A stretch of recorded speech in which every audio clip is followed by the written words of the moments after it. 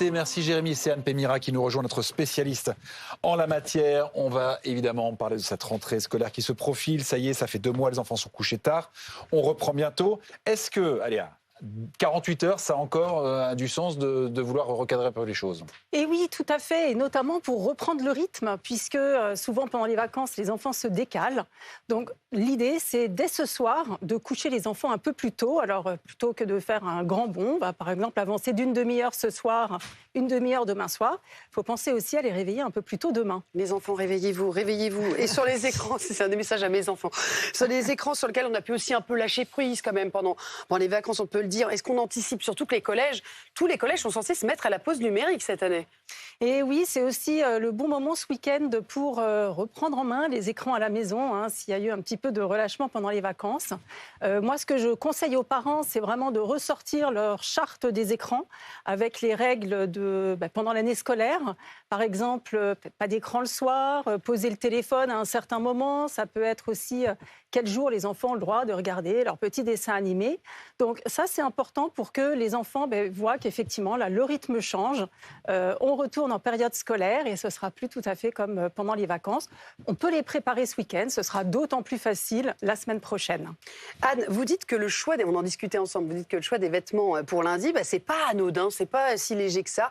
Et j'ai une question parce que j'ai des amis qui hésitent sur la tenue du petit Lino qui rentre en petite section de maternelle. Je l'embrasse. Voilà, exactement. Mais c'est important, dit Anne. On choisit laquelle. On va avoir la tenue et je voudrais qu'on dise laquelle on choisit pour lundi pour sa rentrée en petite section de maternelle. Est-ce qu'on va la voir? Je ne sais pas. Là, voilà.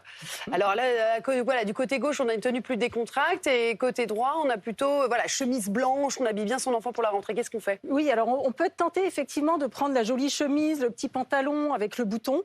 Sachez que pour les petits, surtout en maternelle, c'est important qu'ils soient dans des vêtements confortables. Pourquoi? Parce qu'on va leur demander du jour au lendemain d'être plus autonomes, il y a la propreté, il y aura la sieste, etc.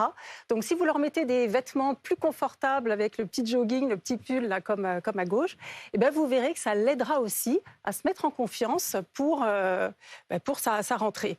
Et vous rendrez service aussi aux maîtresses et aux maîtres en maternelle parce qu'ils ont 25 enfants aussi à changer. Donc, pas de bouton, c'est quand même plus pratique. Et Philippe Dufresne, pour la rentrée, s'est mis en décontracté aussi. Parce que d'habitude, il est un peu plus habillé. C'est ça, tu vois. Mais ce matin, il a mis une cravate décontractée.